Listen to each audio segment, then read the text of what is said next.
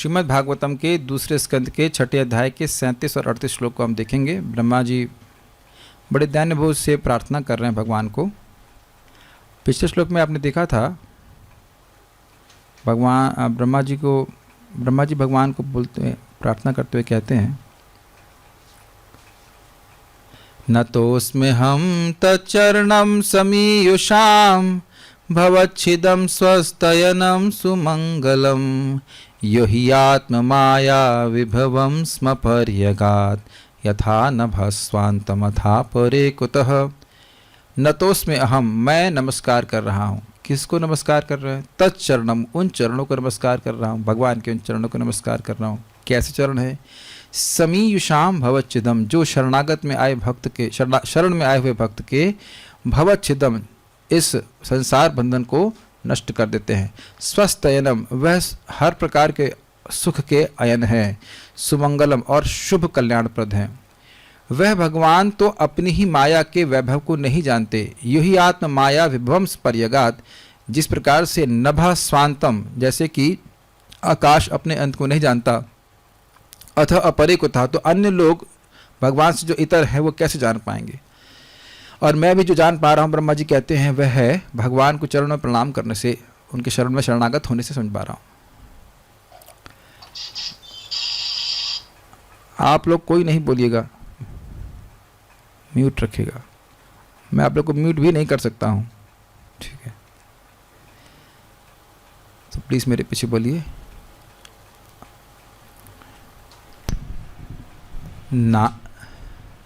नाहं न यूयं यदृतां गतिं विदुर न वामदेवः किमुता परे सुराः।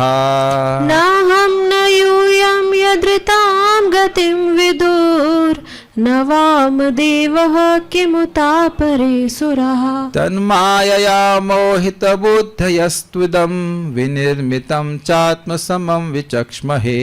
तन्मायया मोहितबुद्धयस्त्विदं विनिर्मितं चात्मसमं। तन्मायया मोहितबुद्धयस्त्विदं विनिर्मितं चात्मसमं विचक्ष्महे। तन्मायया मोहितबुद्धयस्त्विदं विनिर्मितं चात्मसमं विचक्ष्महे। नाहं न यूयं यदृतां गतिं विदुर न वामदेवः किमुता परे सुराः। नाहं न यूयं यदृतां गतिं विदुर न वामदेवः किमुता परे सुरः। तन्मायया मोहितबुद्धयस्त्विदं विनिर्मितं चात्मसमं विचक्ष्महे। तन्मायया मोहितबुद्धयस्त्विदं विनिर्मितं चात्मसमं विचक्ष्महे। नाहं न यूयं यदृतां गतिं विदुर न वामदेवः किमुता परे सुराः।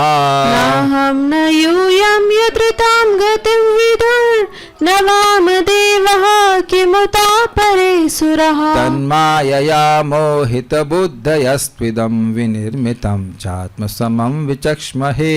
तन्मायया मोहितबुद्धयस्त्विदं विनिर्मितं चात्मसमं विचक्ष्महे। नाहं न यूयं यदृतां गतिं विदुर न वामदेवः किमुता परे सुराः।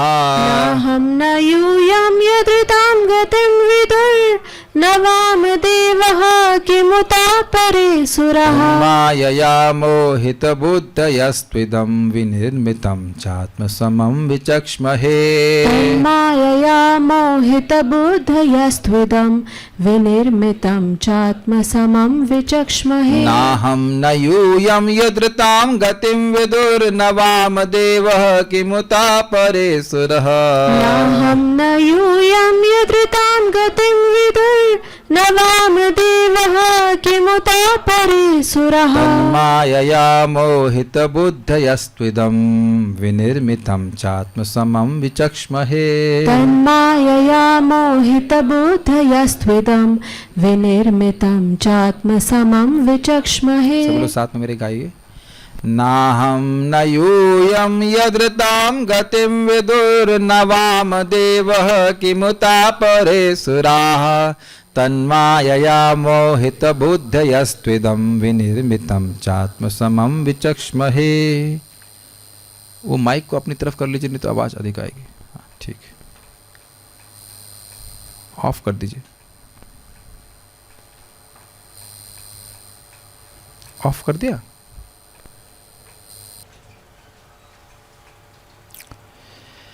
जब ना शिव जी ना तुम मतलब नारद और तुम्हारे सारे भाई, और ना मैं मतलब ब्रह्मा जी, ना मैं ही आध्यात्मिक आनंद की सीमाएं तय कर सके हैं, तो अन्य देवता इसे कैसे जान सकते हैं? अर्थात हम में से कोई नहीं समझ पाया कि वास्तविक आध्यात्मिक आनंद कितना विशाल है।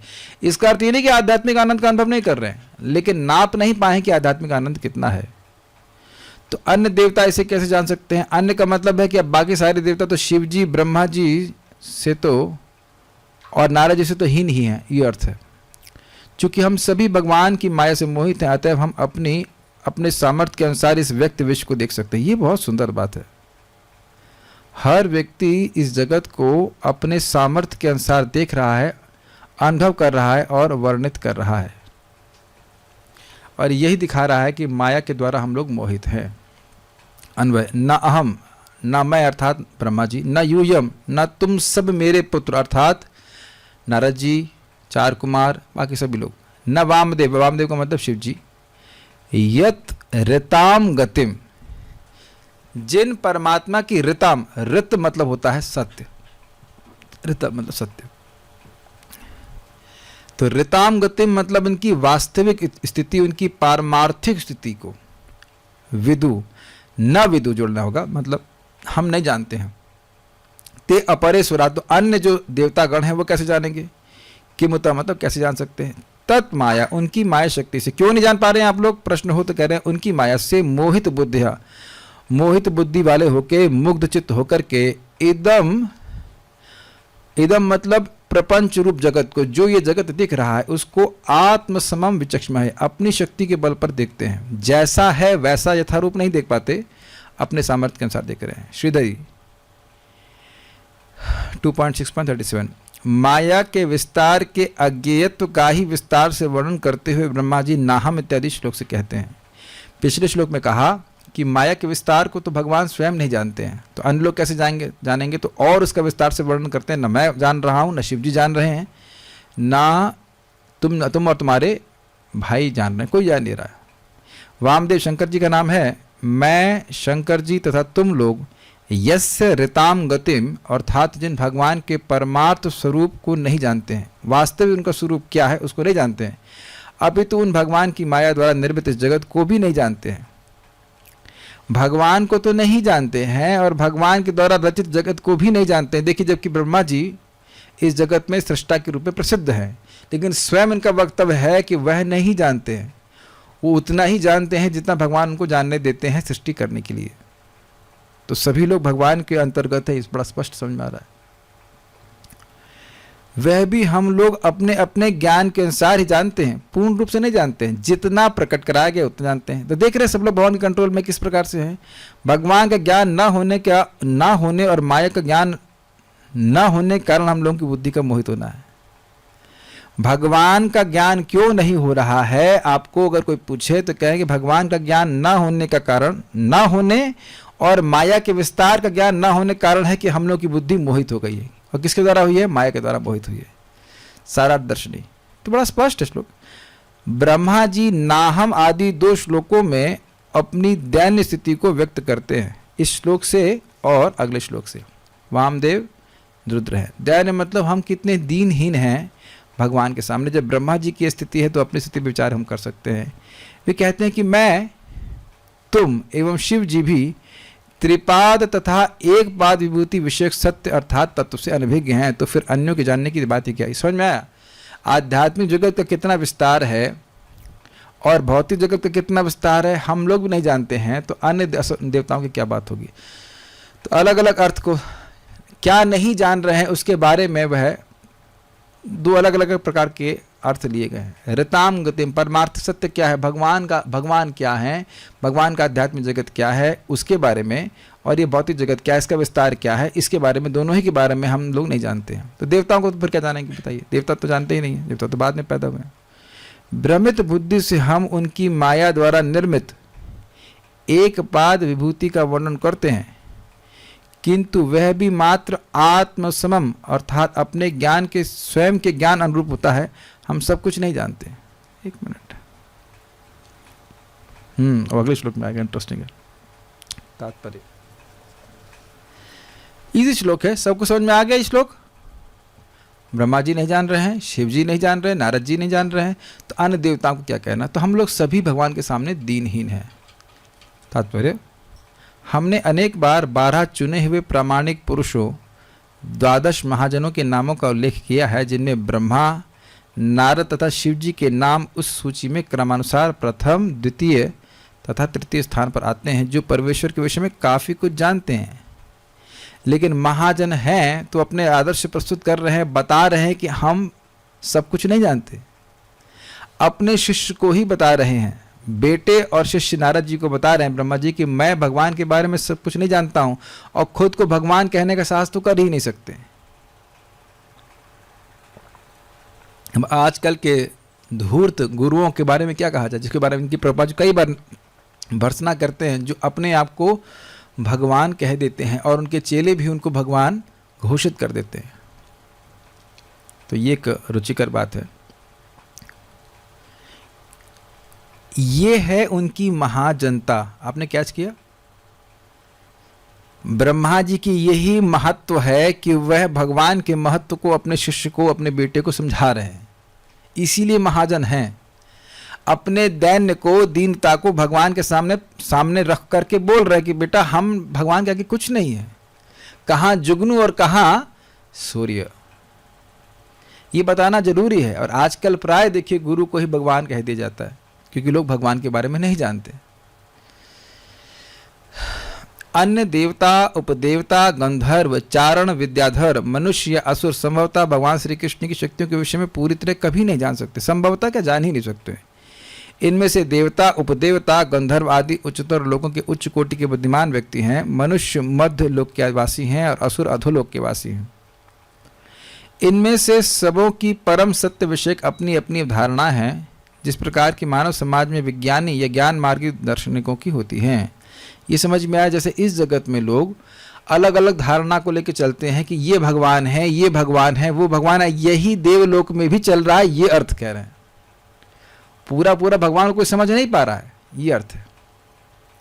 ये सारे जीव भौतिक प्रकृति के प्राणी हैं, अतः ये सब प्रकृति के 3 गुणों के चमत्कारिक प्रदर्शन से मोहित होते रहते हैं। ऐसे मोह का उल्लेख भगवद गीता में हुआ है। त्रिभिर्गुणमयैर भावैर एभिः सर्वम इदं जगत मोहितम नाभिजानाति मामेभ्य परमव्ययम्। तीनों गुणों के द्वारा ये पूरा जगत मोहित है और इस कारण से मुझको नहीं जान रहा है। तो 3 गुणों से मोहित व्यक्ति का क्या लक्षण है, वह भगवान को नहीं जानेगा। यद्यपि हवा की सृष्टि हमने नहीं करी है, पानी की सृष्टि नहीं करी, और वस्तु या किसी भी वस्तु की सृष्टि नहीं करी है, लेकिन हम ये प्रश्न कभी नहीं करते हैं किसने करी और किस लिए करी और क्यों दिया। किसने करी और क्यों करी, ये प्रश्न नहीं करते। ये हमारे मोह का सूचक है कि नहीं, बताइए।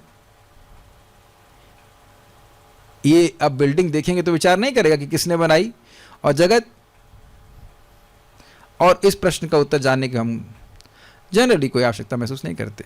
किसने हमें इंद्रियां दी हैं, आंख क्यों दी है, जीभ क्यों दी है, किसने दी है और क्यों दी है, ये प्रश्न कोई नहीं करता। एज इफ स्वतंत्र है अपनी इंद्रियों को प्रयोग करने के लिए। ये केवल मनुष्य समाज में नहीं, अज्ञान नहीं चल रहा है, देवलोक में भी चल रहा है। दशम स्कंद में आप देखेंगे कि गंगा जी में ही मणिग्रीव और नलकुबर गलत कार्य कर रहे थे। देवताओं की श्रेणी के हैं कि नहीं, कुबेर के पुत्र है। ये बद्धजीव का एकमात्र दोष ऐसे कहते हैं स्वैर आचरण। वो सोचता है कि वह जैसे चाहे वैसे करने के लिए स्वतंत्र है। एकमात्र यही बीमारी है, जबकि हम प्रकृति के नियमों के अधीन हैं और उनके द्वारा दंड भी प्राप्त कर रहे हैं। जरा सा भी माफी नहीं है। इस सभी के संग चींटी भी सोच रही है कि मैं कंट्रोलर हूं और इंद्र भी सोच रहा है कि मैं कंट्रोलर हूं, जो कि कंट्रोलर कोई भी नहीं है। जब माया के गुणों के द्वारा कंट्रोल्ड हैं पूरी तरह से, तो कंट्रोलर कैसे हो गया? बताइए, विचार कीजिए।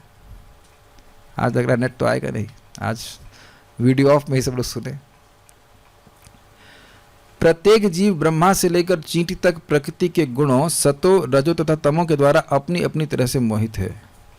थोड़ा समझ लेना चाहिए कि इन गुणों से व्यक्ति मोहित कैसे होता है। तमोगुण से जब व्यक्ति मोहित होता है तो पागल बनाता है, नींद आती है और अधर्म को ही धर्म मानता है। रजोगुण में व्यक्ति धर्म अधर्म का निर्णय नहीं कर पाता है और उसमें रजो रागात्मकम विद्धि, वह राग से युक्त हो जाता है, अर्थात उसको बहुत भोग की आशा लालसा होती है, बहुत विषय आसक्ति होती है रजोगुण का। और सत्वा संजायते ज्ञानम, सत्वा गुण से व्यक्ति बनता है ज्ञान के द्वारा। ज्ञान से कैसे बन जाता है? मैं सुखी हूँ, मैं अन्य लोगों से श्रेष्ठ हूँ, इस प्रकार से इस जगत में वो बन जाता है। ठीक है, तो तीनों ही लोग अपने स्वरूप को नहीं समझ रहे हैं, लेकिन फिर भी सत्वगुण को अच्छा माना जाता है। लेकिन फिर भी सत्वगुण व्यक्ति फिलोसोफर बन जाता है, वो अन्य लोगों से अधिक बुद्धिमान हो जाता है। ये सब सत्वगुण के लक्षण हैं, तीनों ही बंधन करने वाले हैं। कोई भी व्यक्ति जिस प्रकार से मोहित है वह यह नहीं समझ पा रहा है कि भगवान का सेवक है वो। हाँ, अब क्या इसका प्रमाण है मोहित होने का? देखिए, हर कोई अपनी व्यक्तिगत क्षमता के अनुसार सोचता है कि हमारे समक्ष व्यक्त यह ब्रह्मांड ही सब कुछ है, इसके परे कोई वैकुंठ है, गोलोक है। इसके बारे में हमने कभी सोचा? अगर हम श्रीमद् भागवतम और भगवद गीता आदि न पढ़ रहे थे। परस्तस्मात् भावन्यो व्यक्तो व्यक्तात् सनातनः, भगवान भगवद गीता में कहते हैं व्यक्त और अव्यक्त इन दोनों के परे मेरा भाव है, अर्थात मेरा धाम है। यहाँ सब कुछ नाश हो जाता है, उसके बाद भी भगवान का धाम रहता है। अब ये देखिए, एक बहुत गंभीर बात प्रभुपाद यहाँ पे कह रहे हैं। अगर हम श्रीमद् भागवतम भगवद गीता को नहीं श्रवण करते हैं तो हम इंग्लिश में कहेंगे हमारा डिफॉल्ट मोड, हमारा स्वाभाविक गुण यह है कि व्यक्त की ही उपासना करेंगे। ये बात समझ पा रहे हैं? व्यक्तोपासना, हमारा ये परिवार है, हमारे ये बॉस हैं, हम यहाँ के हैं, ऐसा ही मान करके उनकी ही सेवा में लगकर पूरा जीवन व्यर्थ कर देगा। और हमें विचार करना होगा और स्वीकार करना होगा कि हमारी ये व्यक्त उपासना की बीमारी जो बड़ी स्ट्रांग है हम सभी लोगों की। ये जीवन और इसी की समस्याओं से पूरा दिन उलझा रहता है व्यक्ति, कहाँ सोचता है इसके बाहर? कभी हम सोच पाते हैं इस तरह से कि हम भगवान के अंश हैं और भगवान की सेवा करके भगवान के पास जाना है? इट्स वेरी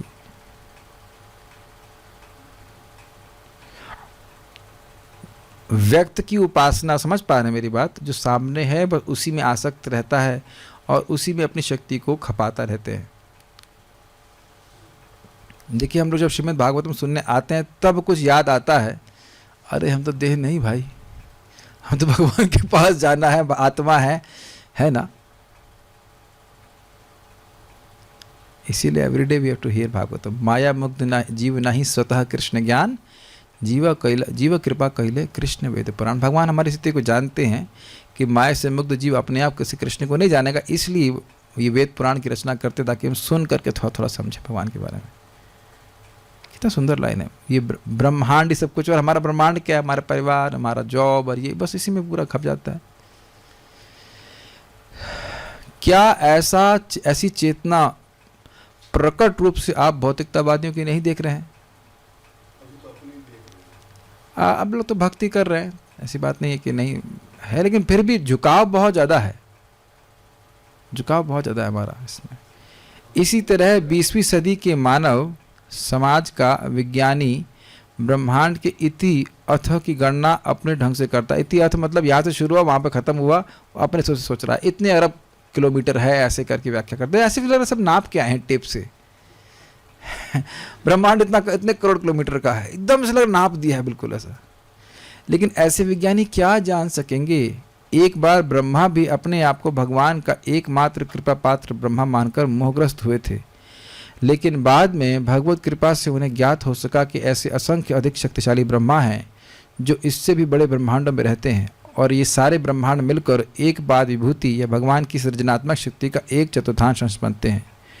उनकी शक्ति का शेष 3/4 अंश अध्यात्मिक जगत में प्रदर्शित होता है। अतएव छोटे से मस्तिष्क वाला क्षुद्र विज्ञानी भगवान श्री कृष्ण के विषय में क्या जान पाएगा। अतएव भगवान कहते हैं, मोहितम ना भी जानाति मामेभ्य परम व्यम। प्रकृति के गुणों से मोहित होने के कारण वे ये नहीं समझ पाते कि इन अभिव्यक्तियों के परे एक ऐसा परम पुरुष है जो सबों का परम नियंता है, जो कि ब्रह्मा, नारद तथा शिव भगवान के विषय में काफ़ी जानते हैं।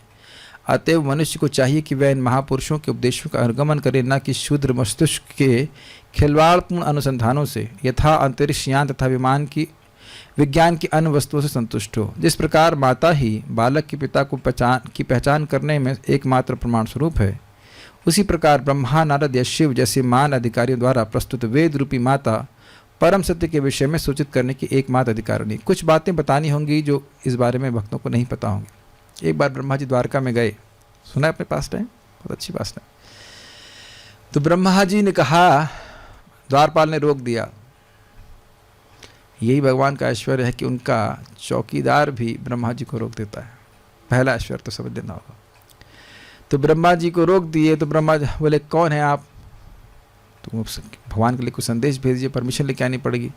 तो ब्रह्मा जी ने कहा, बता दीजिए कि ब्रह्मा आए हैं। तो चौकीदार तो अंदर गया भगवान के पास, कहा कि ब्रह्मा जी आए। तो भगवान के, कौन सा ब्रह्मा? कि ब्रह्मा जी को कुछ एक ख्याल था कि हम अकेले ब्रह्मा हैं पूरे ब्रह्मांड में। सही बात है, अकेले ब्रह्मा है ब्रह्मांड में, और तो कोई है नहीं। मैंने, कौन से ब्रह्मा? तो उससे वो चौकीदार था या सिपाही कह लीजिए, वो गया और ब्रह्मा जी से पूछा, कौन से ब्रह्मा? जैसे कोई कहा हम इंजीनियर आए हैं, तो अब पूरे वर्ल्ड में आप अकेले इंजीनियर है? नहीं। तो पूछा, कौन से इंजीनियर, किस स्ट्रीम के, क्या? तो ब्रह्मा जी को बड़ा आश्चर्य हुआ। उन्हें कहा कि ऐसा आपने क्यों कहा? तो उन्होंने कहा, ठीक है, उत्तर मिलेगा कि 4 कुमारों के पापा, जो 4 कुमारों के पापा हैं, चतुर्मुख 4 कुमारों के जो पापा हैं, वो ब्रह्मा आए हैं। तो कहा, ठीक है, आने दीजिए। तो जब ब्रह्मा जी आए तो भगवान कृष्ण पूछे, ठीक है, सब कुछ सही चल रहा है? कहते हैं, हाँ, सब कुछ सही चल रहा है, मुझे ये जानना है कि आपने यह क्यों कहा कि कौन से ब्रह्मा?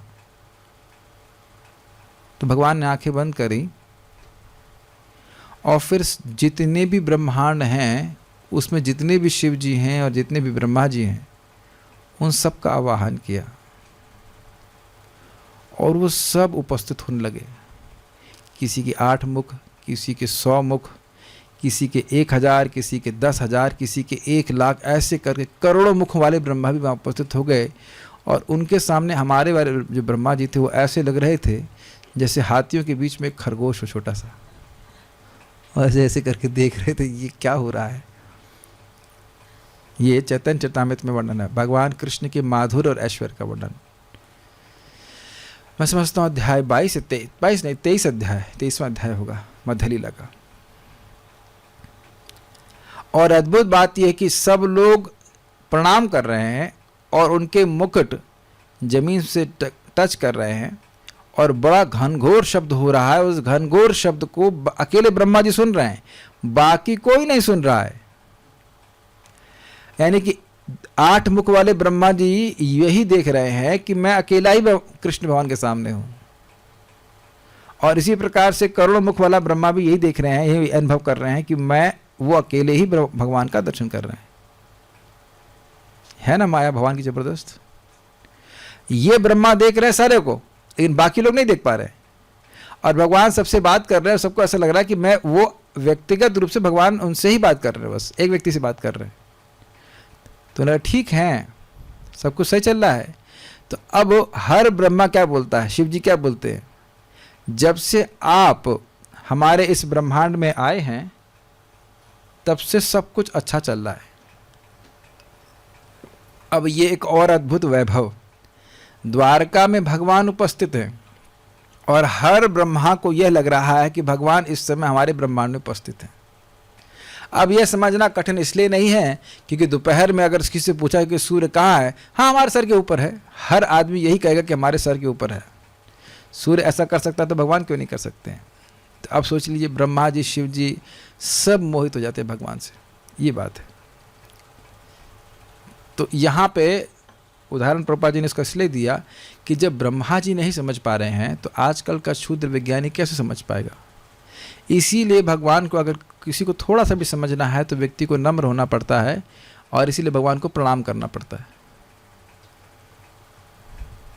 भगवान को प्रणाम करेगा, भगवान के सामने दीनता रखेगा कि भगवान मैं तो बहुत अज्ञान में हूँ, आप कृपा कीजिए तो मैं कुछ समझ पाऊँगा, तब वह समझ पाएगा।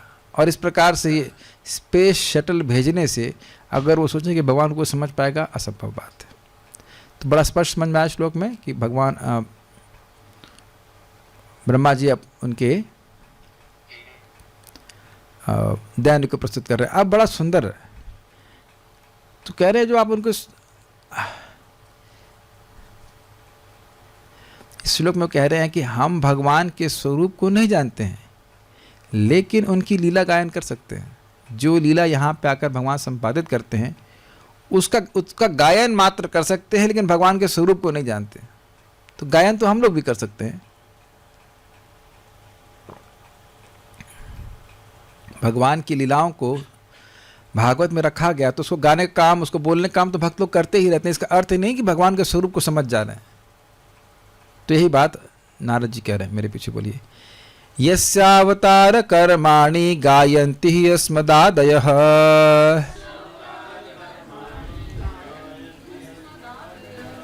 यस्यावतार कर्माणि गायन्ति अस्मदादयः यस्यावतार कर्माणि गायन्ति यस्मदादयः नायं विदन्ति तत्त्वेन तस्मै भगवते नमः नायं विदन्ति तत्त्वेन तस्मै भगवते नमः। हम उन पूर्ण पुरुषोत्तम भगवान को सादर प्रणाम करते हैं जिनके अवतारों तथा कार्यकलापों का गायन हमारे द्वारा उनके महिमा मंडन के लिए किया जाता है, यद्यपि वे अपने यथार्थ रूप में बड़ी कठिनाई से ही जाने जा सकते हैं। ओ नेट आ गया, अच्छा एक मिनट, अनुवाद देख रहे हैं। हम उन पूर्ण पुरुषोत्तम भगवान को सादर प्रणाम करते हैं जिनके अवतारों तथा कार्यकलापों का गायन हमारे द्वारा उनकी महिमा मंडन के लिए किया जाता है, यद्यपि वे अपने यथार्थ रूप में बड़ी कठिनाई से जाने जा सकते हैं। देखिए इसका मतलब बड़ा सुंदर है। हम लोग भगवान का यश अपने शुद्धिकरण के लिए गाते हैं, इसलिए बड़ी सुंदर बात है। ये बात बहुत सुंदर है। क्यों? हमारा हृदय अपवित्र है, इसका अर्थ यह नहीं है कि हम प्रचार नहीं कर सकते। Got it? जब हम यहाँ, मैं इस आसन पे बैठा हूं तो इसका मतलब ये नहीं कि मैं इसके योग्य हूं, योग्य होने के लिए बैठा हूं। ये श्रीमद् भागवतम परमहंस संहिता है और जो परमहंस होना चाहते हैं उनके लिए है। हम परमहंस नहीं हैं लेकिन परमहंस होना चाहते हैं तो हमको यह योग्य बनाएगी। Is it okay? तो भगवान का यश बोलने से हम पवित्र होते हैं, इसलिए भगवान का यश बोलना चाहिए। और यही भावना ब्रह्मा जी की भी है। अस्मदादयः, हम जैसे देवता, ब्रह्मा जी बोल रहे हैं, यस्य अवतार कर्माणि गायन्ते, जिनके अवतार तथा कार्यकलापों के महिमा का गायन करते। भगवान कितने अद्भुत हैं। गोवर्धन उठाते हैं, जैसे हम लोग रोज सुबह गाते ही तो हैं। क्या गाते हैं हम लोग? गोपी जना वस्त्रहारी ब्रजेर राखाल गोप वृंदापाल चित्तहरी वंशीधारी। Is it not? योगींद्र वंदन श्री नंद नंदन ब्रज जना भयहारी नवीन नीरद रूप मनोहर मोहन वंशी बिहारी। आप एक एक भजन, एक एक शब्द पे विचार करेंगे तो लीला छुपी हुई है। फिर से आगे गाइए, याद है? यशोदा नंदन कंस निसूदन निकुंज रास विलासी कदम्ब कानन रास परायण वृंदा विपिन निवासी आनंद वर्धन प्रेम निकेतन फूल शरयोजकामा गोपांगना गण चित्त विनोदन समस्त गुण गण धाम। यमुना जीवन केली परायण मानस चंद्र चकोरा। नाम सुधारस गाओ कृष्णायश राखो वचन मन मोरा। तो इस पूरे भजन में भगवान का यश ही तो गाया जा रहा है। इसका अर्थ थोड़ा कि भगवान के स्वरूप को समझ गए हैं, कम ऑन ये नहीं मतलब है। लेकिन भगवान के यश को गाने का एक सुख है, सुख का अनुभव करते हैं और शुद्धिकरण भी है। कितना सुंदर नाम है ना भगवान के इसमें। एक्चुअली वास्तविक रूप से जब इस भजन को कोई गाता है, लीड भी करता है, तो उसको एक एक शब्द के अर्थ पे विचार करके गाना चाहिए। ठीक है, जो भी है। यस्य अवतार कर्माणि गायन्ति। और आप देखिएगा कि इसीलिए अब अगले ही अध्याय से ब्रह्मा जी भगवान के विभिन्न अवतारों को गाना शुरू कर देंगे। अब देखिएगा अभी अगले अवतार, अगला श्लोक, अगला चैप्टर आसान होगा। भगवान के अवतारों का वर्णन करने लग जाएंगे ब्रह्मा जी। हिरण्याक्ष को मारा, हिरण्यकशिपु को मारा, ऐसा करा, वैसा किया। तो ये गाते हैं, यम ही तत्वेन न विन्दन्ति। जिनको निसंदेह पूर्ण रूप से स्वरूपतः हम नहीं जानते कि भगवान का परमार्थिक स्वरूप क्या है। जैसे अब 10वें स्कंद 14वें अध्याय को आपको याद है, भरतपुर में पढ़ा रहे थे, तो ब्रह्मा जी कुछ बोल रहे थे, आपको कुछ कुछ याद आ रहा है? वो 5 चीजें आप अब तो भूल गए होंगे, क्या क्या बोले थे, अब मुझे तो भूल गया। एक कि आप अपने स्वरूप में कितना आनंद अनुभव कर रहे हैं। दूसरा, अपने ग्वाल बालों के संग खेलने में कितना आनंद अनुभव कर रहे हैं। आपके ग्वाल बाल कितना आनंद अनुभव कर रहे हैं, हम नहीं समझ रहे। 3 तो याद है, और बाकी तो याद है आपको? हाँ हाँ, माता जी को हमने पढ़ाया था, माता जी पूरा बता दी थी 5 के 5 टॉप। भगवान का बाल रूप समझ में नहीं आ रहा, तो भगवान का केशव रूप से समझ में कैसा है? बुद्धि बहुत तेज है आपकी।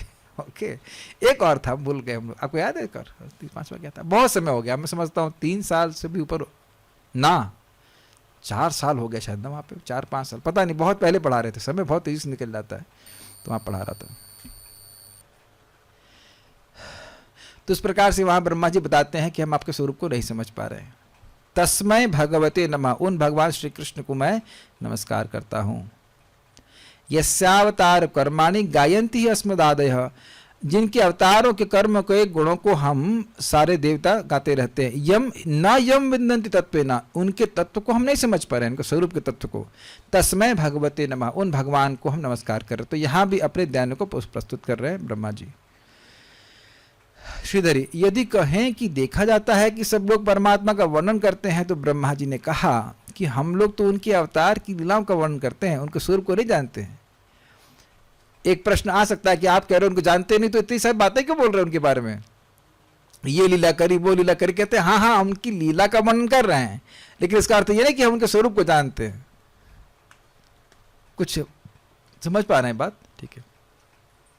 तात्पर्य यह कहा जाता है कि भगवान के दिव्य नाम, रूप, गुण, लीलाओं, साथ समान व्यक्तित्व आदि की अनुभूति संभवतः स्थूल भौतिकतावादी इंद्रियों द्वारा नहीं की जा सकती, किंतु जब इंद्रियों को श्रवण, कीर्तन, स्मरण तथा श्री विग्रह के चरण कमलों की पूजा आदि की प्रक्रिया के द्वारा शुद्ध कर लिया जाता है, तो भगवान भक्ति में सेवा की गुणता के अनुसार अपने आप को प्रकट करते हैं। क्या श्लोक है? किसी को कोई गैस कर सकता है संस्कृत में? अतः श्री कृष्ण नामादि न भवेद ग्राह्यम इंद्रिय सेवोन्मुख ही जीवादौ स्वयमेव स्फुरतः। भगवान के दिव्य नाम, रूप, गुण, चरित्र आदि समझे नहीं जा सकते हैं भौतिक इंद्रियों से, लेकिन जब व्यक्ति सेवोन्मुख होता है, सेवोन्मुख का अर्थ होता है भगवान के सेवा करने की ओर उच्च, इंक्लाइंड, उन्मुख, विमुख और उन्मुख। तो जब सेवा करने के लिए उन्मुख होता है, अर्थात जैसे जैसे वो सेवा करता जाता है, भगवान की बातें समझ में आने लगती हैं। मैं फिर इस बात को आपको रिपीट करूंगा कि यहाँ पर जो कुछ उपस्थित भक्त हैं, उनको मेरी बातें बहुत कठिन लग रही होंगी। यहाँ का हमारा मतलब जूम पे या रूम पे, लेकिन जो लोग भक्ति करते हुए आए हैं और सुनते आ रहे हैं, उनमें से उनको काफ़ी बातें आसान लगने लग जाती हैं। तो ये सेवा करते रहने के कारण श्रीमद् भागवतम की बात समझ में आने लगती है, और नहीं तो पहले सारी बात ऊपर से जा रही होती है। कुछ लोगों को तो यही मजाक लगता है, मतलब जो नए लोग होते हैं, कि आत्मा भी कोई चीज़ होती है। मुझे याद है जब पहली बार प्रवचन सुने तो 400 बच्चे थे और वह नाम निष्प्रभु से मजाक करने लगे थे। कि आत्मा क्या चीज़ होती है, ये वो। मैं भी जब आत्मा के बारे में IIT में कुछ छोटी सी बात बोला था, कॉलेज कम से कम 20-25 बच्चे होंगे, तो टीचर सोच रहे थे मैं कोई भूत की स्टोरी सुना रहा हूँ, कुछ मजाक की बात बता रहा हूँ कुछ। इस जगत में जो भी आसपास हमारे लोग घूम रहे हैं, कोई भी व्यक्ति तो आत्मा के तत्व से अभिज्ञ नहीं है, नहीं समझ रहा कि वो कौन है। और जब ऐसी बात करो तो उसको भावुकता मानते हैं या फिर यूजलेस टॉक मानते हैं। तो यही कारण है क्योंकि उनकी इंद्रियां स्थूल हैं, और ऐसी ही स्थूल इंद्रियों वाले हमको और भोगों में प्रवृत्त करने का उपदेश देते रहते हैं। और नहीं कुछ बोलूंगा, बस इतना ही बातें हैं। वो कभी भगवान के बारे में बात नहीं करेंगे जी। स्थूल इंद्रियां मतलब भौतिक इंद्रियां, ये जो आँख नाक कान हमको दिए गए हैं, ये विषयों को तो ग्रहण कर लेती हैं, लेकिन भगवान को नहीं ग्रहण कर पाते। भगवान का सुगंध कैसी है, भगवान का रूप कैसा है, उधर नहीं ग्रहण कर पा रही। तो जब हम इन इंद्रियों को भगवान की सेवा में लगाते हैं तो ये स्पिरिचुअलाइज होती चली जाती, फिर भगवान इसमें इन इंद्रियों में अपने ज्ञान को प्रकाशित करते हैं। ये बात बताई जा रही है। मनुष्य को भगवान से ये उम्मीद नहीं करनी चाहिए कि हमारे आदेश पूरक एजेंट की भांति हैं, जो हमारे चाहते ही हमारे समक्ष उपस्थित हो जाएगा। हमें ब्रह्मा, समझ में आई बात? ऐसा नहीं कि आप आज आपने भजन किया शुरू और 2 महीने में कहें कि भगवान आपके सामने प्रकट हो जाएं। वो जब प्रकट होंगे जब उनकी इच्छा होगी, उन्हें कोई कुछ नहीं कह सकता। बिल्कुल स्पष्ट भगवान ने कहा है प्रथम स्कंद में नारद जी को कि जिनका कषाय नष्ट नहीं हुआ है, जिनके हृदय का कचरा अभी समाप्त नहीं हुआ है, दुर्दर्शो अहम कुयोगी नाम, जो कुयोगी हैं अर्थात जिनका हृदय भी शुद्ध नहीं हुआ है, वह मुझको बिल्कुल नहीं देख सकते। तो जो भगवान हमको प्रतीक्षा करा रहे हैं, वो प्रतीक्षा नहीं करा रहे हैं, वो हमारे कषाय को समाप्त कर रहे हैं। हर बार जब हम लोग हरे कृष्ण मंत्र बोलते हैं, भागवत पढ़ रहे हैं, प्रसाद खा रहे हैं, कुछ हृदय का हमारा जो दोष है, जो कचरा है, गंदगी है, वह साफ हो रहा है और हम भगवान को देखने के योग्य बन रहे हैं। उसी तरह से जब इंद्र तृप्ति कर रहे हैं तो कषाय बढ़ रहा है। देखिए, हर व्यक्ति को स्वीकार करना होगा, स्वीकार करना ही पड़ेगा कि बिना कषाय समाप्त हुए भगवान का अनुभव नहीं हो पाएगा। There is no other way. 10% इंद्रिय तृप्ति करूं चलेगा? नहीं चलेगा। It has to stop, it has to stop. जितना व्यक्ति जो इस बात को समझ के जितना व्यक्ति इंद्रियों को संयम करेगा, उतनी बातें वो भगवान की समझ में आएंगी। आपको याद है ना, नेटवर्क में पढ़ा था, पहला इंट्रोडक्शन पर बात क्या बोले, इंद्रियों को संयमित करेगा तब उसको उच्चतर बातें प्रकाशित की जाएंगी। There is no exception to this rule. I am not an exception. None of the devotees, no one is an exception. कोई exception नहीं है कि इंद्रियों को असंयमित छोड़ करके हम भगवान का अनुभव प्राप्त कर लें। न तो किसी ने कभी किया है और न कभी किसी को प्राप्त हुआ है। ये बात हम आज स्वीकार कर लें, कल स्वीकार कर लें, या जब इच्छा हो, जिस जन्म में इच्छा हो तब स्वीकार कर लें, लेकिन इंद्रियों को संयमित किए बिना भगवान का अनुभव नहीं हो सकता है। This is very simple. मैं डिप्रेस करने के लिए नहीं बोल रहा हूँ, लेकिन जो सत्य है वह रख रहा हूँ। मैं भी सुन रहा हूँ, हम सभी लोग सुन रहे हैं।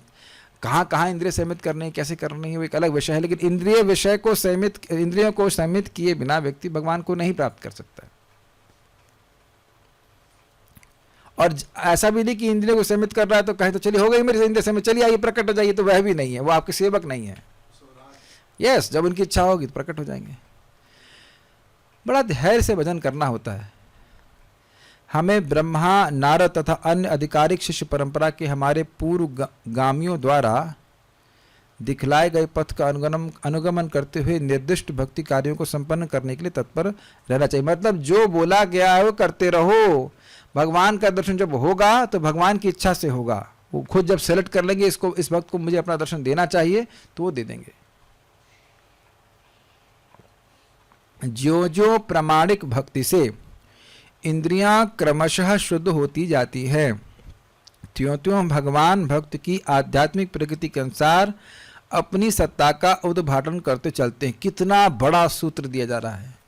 पहला पॉइंट, प्रामाणिक भक्ति, मन गणंत भक्ति नहीं। मन से कोई मंत्र गढ़ लें, मन से कोई तरीका सोच लें, नहीं। शास्त्र के अनुसार, गुरु साधु शास्त्र के अनुसार व्यक्ति को भक्ति करनी, पहला चीज ये। दूसरा, प्रामाणिक भक्ति करने पे भी झट आपको भगवान का साक्षात्कार नहीं हो जाएगा। देयर इज नो शॉर्टकट, धीरे धीरे धीरे। और यही बात मैं आज भक्तों को सुबह भी कहना चाह रहा था। बात आप लोगों को पता है, लेकिन नाम या भगवान की कथा आदि में रुचि जागृत करने की एकमात्र विधि है कि व्यक्ति वाणी चाहिए, हाँ अच्छा, एकमात्र विधि है आदर पूर्वक और अनुदिनम। कान खोल के सबको सुनना पड़ेगा, आदर पूर्वक, बड़े ही आदर से कि ये भगवान से अभिन्न है, और रोज रोज रोज रोज करना होगा। तब ही नाम में, कथा में रुचि प्राप्त हो सकती है। कोई एक दिन आए और कहे कि एक हफ्ते तक नहीं आया तो कुछ तो फायदा हुआ ही, लेकिन अब कहो कि रुचि प्राप्त हो जाएगी तो ये भूल जाइए, ऐसा नहीं हो पाएगा। भक्ति का कोई भी संपर्क लाभप्रद है, लेकिन अगर हम रुचि चाहते हैं तो बस बिल्कुल स्पष्ट रूप को समझने किया है, और कहा है आदर पूर्वक और अनुदिनम, ये बात है। अनुदिनम का मतलब, अनुदिनम बोल दिया क्या मैंने, अनुदिनम, अनुदिनम मतलब रोज, नित्य। ऑब्वियसली 24 घंटे तो नहीं कर सकते, लेकिन रोज रोज सुनना, रोज सुनना, रोज सुनना, एवरीडे, रेगुलरिटी से कहना चाहिए। परम पूज्य वृंदावन चंद्र महाराज से पूछा मैंने कि महाराज ये नियमित तो क्या मतलब है? ये सबके अलग अलग मतलब हैं। कोई कहेगा कि भाई हम लोग नियमित रूप से संडे संडे मंदिर जाते, तो यह भी एक नियमितता है, वंस इन अ वीक। लेकिन वास्तविक रूप से नियमित का क्या अर्थ है? रोज करना। और आप देखेंगे कि नियमित रूप से साधना करते हैं, जिस समय आपका जब का समय होता है भक्ति करने के समय, उस समय कोई विक्षेप आ जाए तो बड़ा मन उछट जाता है कि इस टाइम क्यों आ गया डिस्टर्ब होना। ये दिखा रहा है कि रुचि है आपको। जैसे आप देखिए इंटरनेट का परेशानी हो गई थी, तो आज मैं कीर्तन ठीक से नहीं कर पाया। मेरा बार बार मन जा रहा था कब नेट चालू होगा, क्लास में चालू होगा कि नहीं होगा। डिस्टर्ब हो जाता है ना, या लाइट चली जाती है तो वो गर्मी की वजह से तो विक्षेप नहीं होता, जितना क्लास में बीच में व्यवधान पड़ जाता है उसकी वजह से दिक्कत होती है कि नहीं?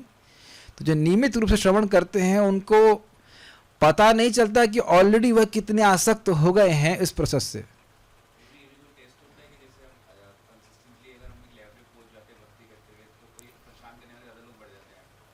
तो पॉइंट ये है कि जितना हम नियमित रूप से, बात भी ले लूँगा, कि जितना ज़्यादा हृदय शुद्ध होगा उतना ज़्यादा भगवान प्रकाशित करेंगे अपने को।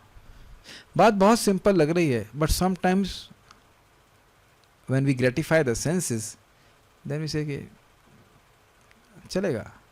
लेकिन एक बार भी इंद्रिय तृप्ति करने से, अपने इंद्रियों को खुला छोड़ने से हम कितना नुकसान उठा रहे हैं ये व्यक्ति समझ नहीं पा रहा है। अगर विचार करें तो नारद जी ने कोई इंद्रिय तृप्ति नहीं करी थी अपने पूरा जीवन, तब ना भगवान को प्राप्त कर पाए। ध्रुव महाराज ने, प्रहलाद महाराज ने, चाहे वो सूक्ष्म हो चाहे वो स्थूल हो, बिना गोस्वामी बने आध्यात्मिक बातें प्रकाशित नहीं होगी।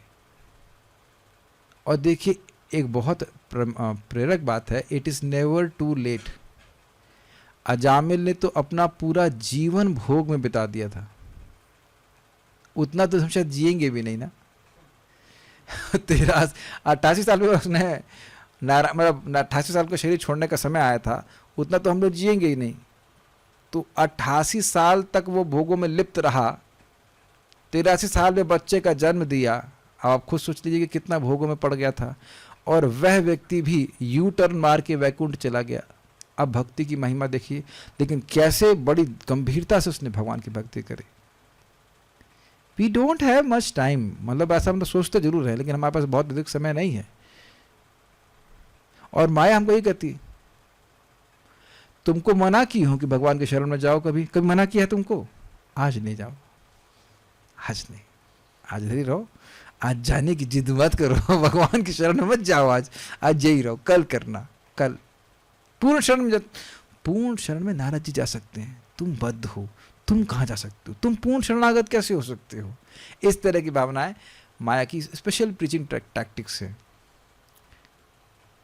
एनीवेज,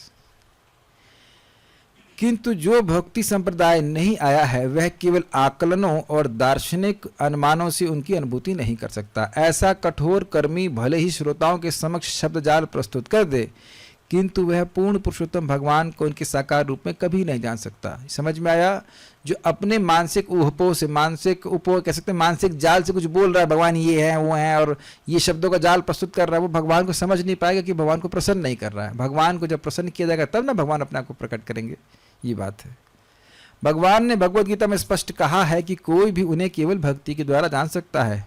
भक्त्या माम अभिजानति। कोई भी व्यक्ति किसी आडंबरपूर्ण भौतिक चुनौती के द्वारा भगवान को नहीं जान सकता, लेकिन विनीत भक्त अपने सच्चे भक्ति कार्यों से भगवान को प्रसन्न कर सकता है। क्या चुनौती है? एक व्यक्ति हैं जो हजारों लोगों को क्लास दे रहे थे और बोले यदि भगवान हैं, मैं बोलता हूँ भगवान नहीं, अगर हैं तो तुरंत सामने प्रस्तुत होकर मुझे मार दें।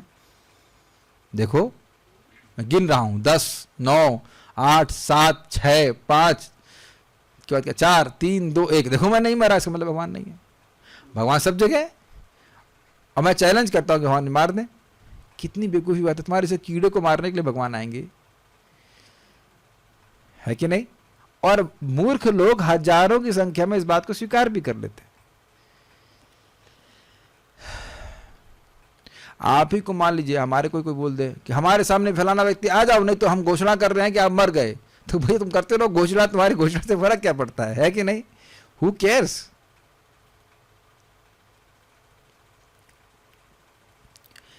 विनीत भक्त अपने सच्चे भक्ति कार्यों से, कितना अच्छी बात है। सच्चे मतलब जो वास्तविक भक्ति के कार्य, भक्ति के अनुशीलन आचार्यों से प्राप्त है। हरे कृष्ण मंत्र का जप आचार्यों से प्राप्त है। इसको करके नम्र भाव से भगवान मैं तो बहुत तुच्छ हूँ, मैं क्या कर सकता हूँ, ये भावना आने लग जाती है धीरे धीरे करके भक्ति करके, तो भगवान को प्रसन्न कर सकता है। देखिए दंभ का भगवान की भक्ति में कोई स्थान नहीं। हम दुनिया को कितना भी दिखा लें कि हम श्रेष्ठ भक्त हैं, तो दुनिया के देख लेने से हो क्या जाएगा? है कि नहीं? भगवान, दुनिया के बाहर के लोग हमको बाहर से अंदर देखते हैं। हाँ देखो बाहर से बढ़िया लग रहा है, एकदम चक अच्छा साधु लग रहा है, लेकिन भगवान अंदर से बाहर देखते हैं कि तुम कर क्या रहे हो। Every intention Krishna sees. इस तरह भगवान भक्त के समक्ष एक अनुपात में ही प्रकट होते जितनी मात्रा में शुद्ध हुआ। अतएव ब्रह्मा जी प्रामाणिक गुरु के रूप में सादर नमस्कार करते हैं और हमें भी श्रवण तथा कीर्तन की विधि का अनुसरण करने का उपदेश देते हैं।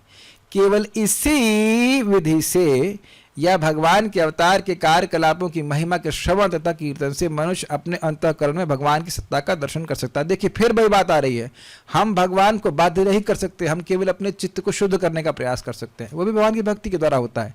जब चित्त शुद्ध हो जाएगा तो भगवान अपनी इच्छा से स्वयं प्रकट हो जाएंगे। ये सीधी बात है। कब हो जाएंगे? जब हो जाएंगे, जब चित्त शुद्ध हो जाएगा तो वो फिर भगवान प्रकट हो जाएंगे। इस विषय पर श्रीमद् भागवतम के प्रथम स्कंद में निम्नलिखित श्लोक की प्रसंग पर हम पहले व्याख्या कर चुके हैं। तत्सद्धानामनयो ज्ञान वैराग युक्तया पश्यन्तात्मनि चात्मानं भक्त्या श्रुतग्रहीतया। इस प्रकार से श्रद्धा से युक्त मुनि मननशील, ज्ञान और वैराग्य से युक्त होकर के पश्यन्ति आत्मनि चात्मानं, आत्मनि अपनी आत्मा में, पश्यन्ति बहुत से भक्त देखते हैं। किसको देखते हैं? आत्मानम यानी आत्मा को देखते हैं और भगवान को भी देखते हैं। कैसे? भक्त्या श्रुत ग्रहीता, उस बढ़ी हुई भक्ति के द्वारा जो श्रुत ग्रहीता वैदिक शास्त्रों को सुन करके परिपक्व हुई है। ये एक दो बार सुनने से श्रद्धा बहुत परिपक्व नहीं हो जाती। बारंबार जब हम सुनते हैं वैदिक शास्त्र से तब ये विश्वास होता है कि वैकुंठ है, भगवान है, इत्यादि इत्यादि। निष्कर्ष यह है कि भगवान को किसी भी विधि से पूरी तरह नहीं जाना जा सकता है, किंतु वे श्रवण कीर्तन आदि की भक्ति विधि द्वारा अंशतः देखे तथा अनुभव किए जा सकते हैं। ये समझ में आ गया बात? इससे प्रसन्न होकर जितना हमारा हृदय शुद्ध हुआ उतनी मात्रा में भगवान प्रकट करते हैं। आखिरी वाला तो आप लोग पढ़ ही लिए, आखिर में कुछ नहीं है। सो स्टॉप हियर, आगे की बातों को हम कल सुनेंगे। कोई प्रश्न किसी बात का है? क्या हरिनाम की रुचि प्राप्त करने से हरि कथा की रुचि में विघ्न उत्पन्न होता है? अब ये कैसा प्रश्न है? हरि नाम में रुचि हो रही है तो हरि कथा में रुचि होगी, और हरि कथा में रुचि है तो हरि नाम में रुचि होगी। दोनों को अलग अलग कैसे कर रहे हैं? अरे जिसकी कथा में रुचि है उसका नाम लेने में रुचि नहीं आएगी। जिसकी कथा है वो आदमी आपको अच्छा लग रहा है ना, देखो भाई आपकी कथा अच्छी लग रही है लेकिन नाम नहीं बोलेंगे अब। अरे ऐसा कैसे हो सकता है? हरि कथा में हरि नाम नहीं आया क्या? बताइए, कितनी अजीब सी बात है। इस बात को बहुत सिंपल तरह से समझने का प्रयास कीजिए। ट्रेन दो पटरी पे चलती है, एक पटरी पे बैलेंस करना दिक्कत होती है। तो हरि नाम भी करिए, हरि कथा भी करिए, दोनों चीज़ें एक दूसरे की पूरक है। जितना अच्छे से हरि नाम करेंगे उतनी हरि कथा और अधिक समझ में आती है, हरि कथा समझ में आती है और अधिक, तो नाम में और रुचि मिलती है। प्रभुपाद इसको कहते हैं, in the beginning one chants Hare Krishna, प्रारंभ में व्यक्ति हरे कृष्ण करता है, बाद में श्रीमद् भागवतम का अध्ययन करके वे आगे और प्रगति करता है। तो इसका मतलब ये नहीं कि वो हरे कृष्ण मंत्र करना बंद कर देगा, लेकिन देखा जाता है कि इस भक्ति के पथ पे बहुत लोग जो श्रवण कीर्तन नहीं करते हैं, स्पेशली भागवतम नहीं सुनते हैं, तो वह ढीला होकर के भजन छोड़ देते। तो जीवन भर अगर हमने भक्ति करनी है तो भागवतम का आश्रय लेना होगा। और नष्ट प्रायेषु अभद्रेषु वाले श्लोक में श्रील चक्रवर्ती पाद कहते हैं टीका में कि भागवतम को श्रवण करने से नाम अपराध क्षीण होते हैं। और छठा स्कंद के तीसरे अध्याय के आखिरी श्लोकों में जीव गोस्वामी जी कहते हैं कि इस अजामिल के प्रसंग को जो व्यक्ति सुनता है, यद्यपि वह नाम अपराधी भी क्यों ना हो, तो भी वह वैकुंठ की प्राप्ति कर लेता है। आप मैं आपको दिखा दूंगा वो। तो भागवतम हमारी नाम में रुचि को जागृत करती है। जब हम नाम की महिमा सुनते हैं तो क्या नाम के प्रति आदर नहीं बढ़ जाएगा? और अगर अजामिल के बारे में नहीं पता है तो बस कर रहे हैं। हाँ, देखिए ये जो अपराध भक्तों के प्रति हो रहा है, उसका मूल कारण है कि हमें नाम की महिमा पे ही विश्वास नहीं है। तो जो नाम उच्चारण कर रहा है उसके प्रति आदर बुद्धि कहाँ रहेगी? आपको प्राइम मिनिस्टर ऑफिस के प्रति बहुत आदर भावना तब तो कहेंगे, मान लीजिए कोई कहे किसी का बेटा प्राइम मिनिस्टर का सेक्रेटरी है, तो वही बहुत बड़ी बात है। तो बड़ी बात इसलिए है क्योंकि प्राइम मिनिस्टर को बड़ा मान रहे हैं। कोई कहे कि चपरासी का सेक्रेटरी, तो मानेंगे नहीं। तो प्राइम मिनिस्टर की महानता के कारण उस व्यक्ति की महानता मानी जाएगी ना। तो ये भागवतम के द्वारा, श्रवण के द्वारा ही नाम की महिमा समझ में आती है, जाप करने वाले की महिमा समझ में आती है। तो ये सब चीज़ें बहुत कुछ भागवत समझ में आती है। प्रश्न क्या है, अहंकार की भावना किस तरह से खत्म होता है? हमारी हुई नहीं, हमको पता क्या है।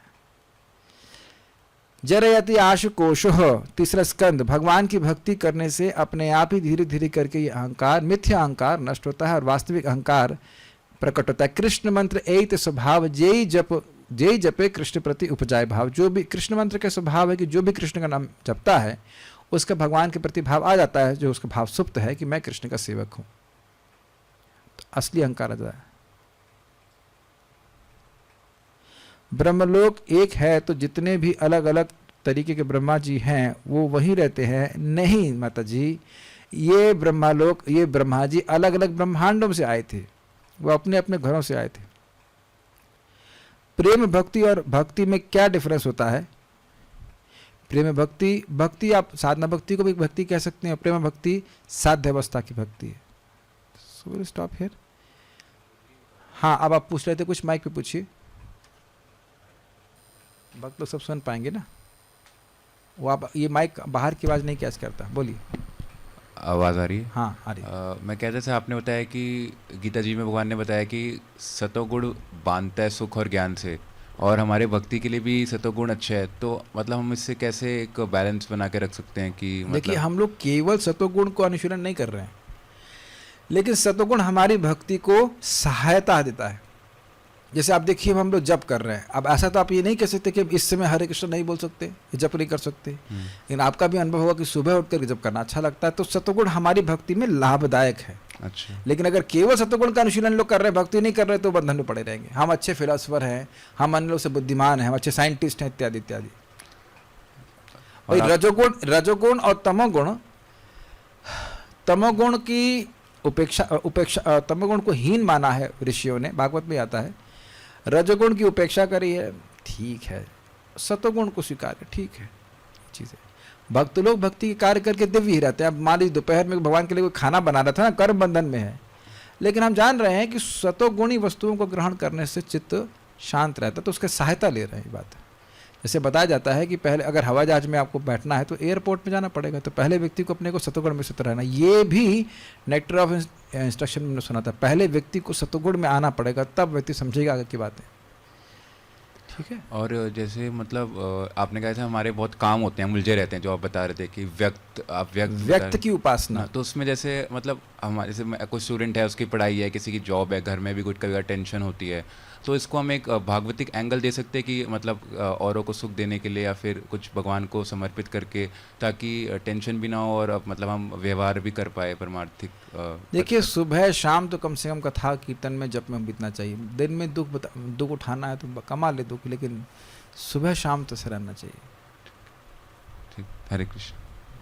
इसका बड़ा प्रभाव होता है, इसको लोग अंडर एस्टिमेट करते हैं, लेकिन भागवत में आता है सायं प्रातः गृणन भक्त्या दुख ग्रामा विमुच्यते, जो भगवान की प्रथम स्कंद 3 अध्याय के आखिरी श्लोकों में आता है कि जो व्यक्ति भगवान की लीला कथा को सुबह शाम सुनता है तो वह दुखों के समूह से मुक्त हो जाता है।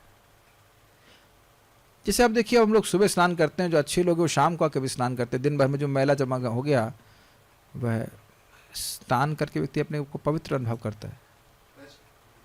इस सभी के लिए अब घर छोड़ देना, नौकरी छोड़ देना, ये तो संभव नहीं है, लेकिन कम से कम यह तो विचार करें कि क्या यही करते करते जीवन बिता दूंगा, क्या मेरा जीवन केवल इसीलिए है।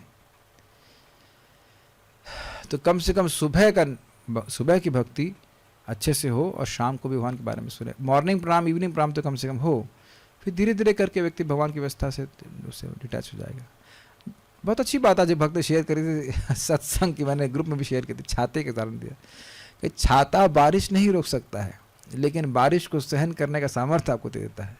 उसी प्रकार से सत्संग आपके दुखों को कम नहीं कर देगा, लेकिन दुखों को सहन करने का सामर्थ्य हो जाएगा। और यह दृष्ट है, यह तो मैं अब देख रहा हूं कि एक भक्त हैं जो शास्त्र को उतना ज़्यादा नहीं सुन रहे, तो हर छोटी बात से बिल्कुल क्या आ जाते, बावले हो जाते, बिल्कुल परेशान हो जाते हैं, छोड़ दो ये जब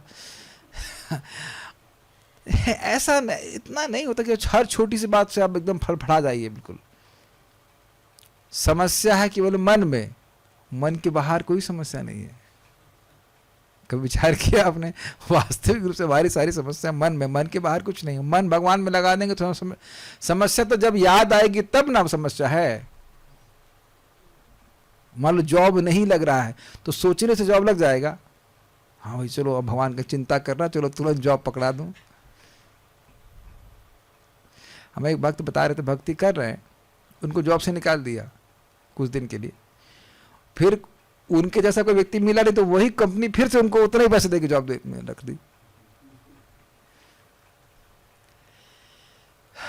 इतना बात, एक बात आप लोग समझ लीजिए कि कल का दिन हमारा आखिरी दिन है, तो सुबह अपना 16 माला कर लीजिए, उसके बाद जो होगा सो देखा जाएगा। इस तरह से जीवन जीने का प्रयास करिए आज से कि कल हमारा आखिरी दिन है। सबसे पहले उठ करके 16 माला कर लीजिए, उसके बाद मरोगे नहीं मरोगे, मैं क्लास दूंगा नहीं दूंगा, आप सुन पाओगे नहीं सुन पाओगे, पता नहीं। हमारा अगला चैप्टर शुरू हो सकता है, अगला जन्म, फिर बैग टांग के चल रहे हैं क्यों भाई, हिम्मत है कि नहीं? हो सकता है कि नहीं? कल आए बच्चों के हम लोग सब चिंता कर रहे हैं, ये होगा, पत्नी चिंता करने और पर बस्ता लेकर के चलना चालू किया अगले जन्म। हू नोस, ऐसे जीवन जीना है कि कल हमारा आखिरी दिन है, तो पहले माला कर लें, उसके बाद फिर दिन की शुरुआत हो। इस तरह से जिएंगे तो जरूर भगवान के पास आराम से पहुंच जाएंगे। जो लोग थोड़े वृद्ध वो समझ ही रहे हैं कि क्या कमाया, क्या किया, उससे क्या हुआ, कुछ तो हुआ नहीं। भक्ति कर लिया तो खुशी है। आप लोग को जो सुनते आए पूरा प्रथम स्कंद, कुछ खुशी नहीं मिल रही कि हाँ ये प्रथम स्कंद एक बार सुन तो लिया अच्छे से हमने, टीका सही, तो ये तो लगता है कुछ कमाई हुई, कुछ जप किया तो कुछ कमाई, बाकी क्या, पैसा आया पैसा गया, money in money go, is not, कोई कंट्रोल तो है नहीं। और जिसने जो आया तो क्या हो गया, नहीं आया तो क्या होगा, सबके लिए जीवन कट गया इसी प्रकार से। और अब वो है, अगर जिसके पास है भी तो क्या वो है, कभी भी छीन लिया जाएगा। मृत्यु सर्वहरस चाहो। ठीक है, ठीक है, will stop here now. Shrimad Bhagavatam की जय, श्री प्रभुपाद की जय।